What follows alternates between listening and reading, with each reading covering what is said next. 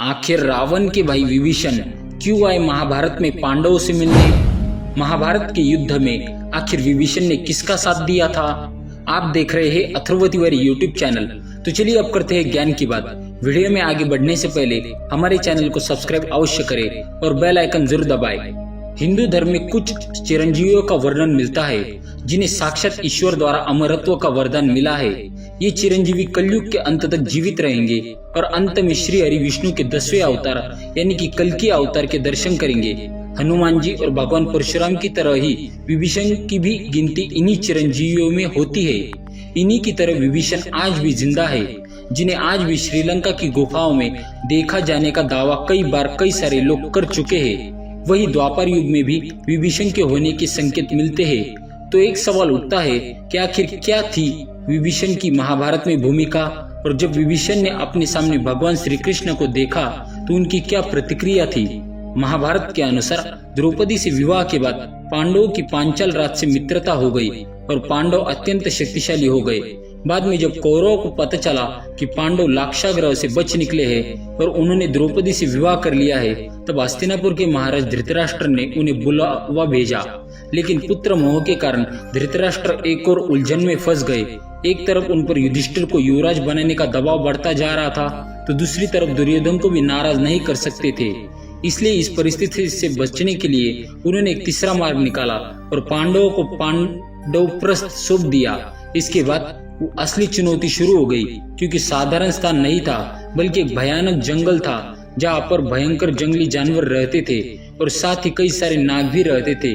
वह किसी भी साधारण प्राणी का रहना लगभग असंभव था। ऐसे में सभी पांडवों ने मिलकर तक्षक नाग को हराया और उसके बाद इंद्र को भी पराजित किया। तब सभी देवों ने भगवान श्री कृष्ण की सहायता से मायासुर का सहारा लेकर उसे शहर का सौंदर्य किया, जिसके बाद वह शहर एक दिव्य शहर के रूप में सबके सामने आया था।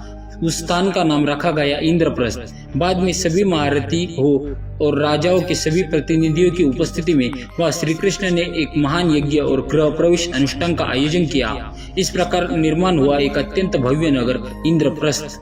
निर्माण के बाद युधिष्ठिर ने राजसूय यज्ञ का आयोजन किया और इस यज्ञ में उन्होंने विभिन्न राज्य के राजाओं को आमंत्रण दिया।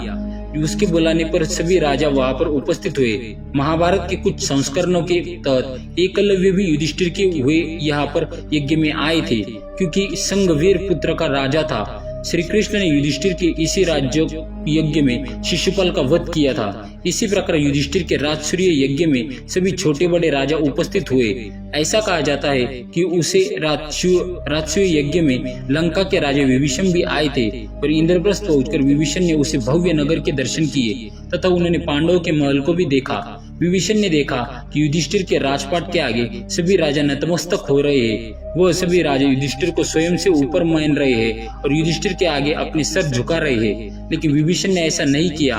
उन्होंने ना तो युधिष्ठिर की सत्ता को स्वीकार और ना ही उन्होंने युधिष्ठिर के आगे अपना सर रखा। ये देखकर सभी अन्य राजाओं ने उनसे इसका कारण पूछा, तो विभीषण ने जो उत्तर दिया उसे सुनकर सभी राजा चौंक गए। इसके बाद जो हुआ किसी ने कभी उसकी कल्पना ही नहीं की थी। उनसे पूछा जाने पर विभीषण ने यह बताया कि वह भगवान श्री राम को अपना मानते हैं और उनके अलावा वह किसी के नहीं सामने अपना सर झुकाते, चाहे फिर वह कोई धरती का राजा हो या स्वर्ग का राजा।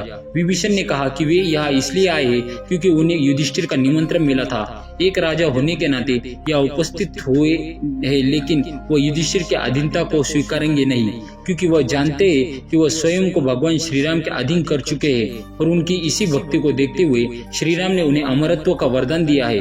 अंत में महाश्री राम के राजसूय यज्ञ किसी और को भी अपना स्वामी नहीं मान सकते।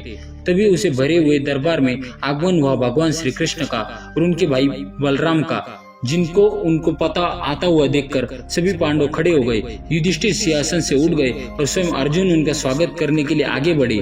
वह स्वयं ने श्री कृष्ण के समक्ष अपना सर झुकाया, लेकिन विभीषण ने ऐसा नहीं किया और श्री कृष्ण ने विभीषण को देख लिया और ऐसी माया रची जिसमें विभीषण को श्री कृष्ण में श्री राम और बलराम जी में स्वयं लक्ष्मण जी के दर्शन होने लगे।